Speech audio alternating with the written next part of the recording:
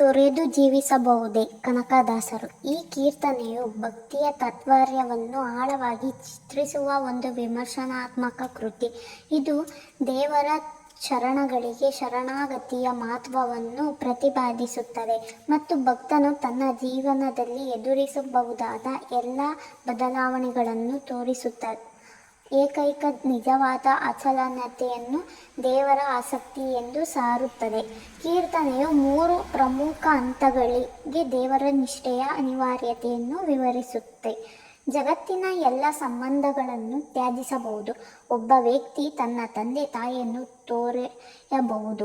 ಬಂಧುಗಳನ್ನು ಆತ್ಮೀಯರನ್ನು ಅಗತ್ಯವಿದ್ದರೆ ಬಿಟ್ಟು ಬಿಡಬಹುದು. ರಾಜನು ತನ್ನ ರಾಜ್ಯವನ್ನು ತ್ಯಜಿಸಬಹುದು. ರಾಜಕೀಯ ತ್ಯಜಿಸಿ ಸುಖ ಶಾಂತಿಯ ಜೀವನವನ್ನು ಅರಿಸಬಹುದು. ಆದರೆ ಭಗವಂತನ ಭಕ್ತನು ತನ್ನ ನಂಬಿಕೆಯನ್ನು ತೊರೆಯಲು ಸಾಧ್ಯವಿಲ್ಲ. ಕವಿ ಭಗವಂತನ ಭಕ್ತಿ ತಾಯಿಯ ಮಮತೆಗೂ ಬಂಧುಗಳ ಪ್ರೀತಿಗೂ ರಾಜಕೀಯ ಅಧಿಕಾರಕ್ಕೂ ಮಿಗಿಲಾದುದು ಎಂಬುದು ಸ್ಪಷ್ಟಪಡಿಸುತ್ತಾನೆ.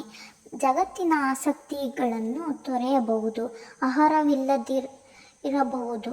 ಹಸಿವಿನಿಂದ ಬದುಕಬಹುದು. ತಾನು ಹುಟ್ಟಿದ ಭೂಮಿಯನ್ನು ಬಿಟ್ಟು ಬೇರೆಡೆಗೆ ತೆರಳಬಹುದು. ಮಹಡಿ ಮಕ್ಕಳನ್ನು ತೊರೆದು ಸಂಸಾರದಿಂದ ದೂರ ಹೋಗಬಹುದು.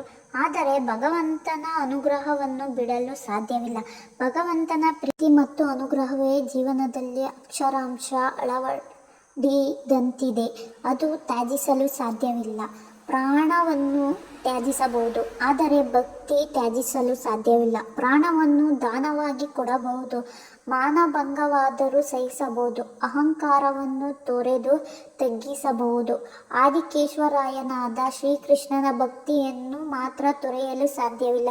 ಶರೀರ, ಮಾನ, ಜೀವನ ಎಲ್ಲವನ್ನು ತ್ಯಜಿಸಿದರೂ ಭಗವಂತನ ಭಕ್ತಿಯನ್ನು ತೊರೆಯಲಾಗದು.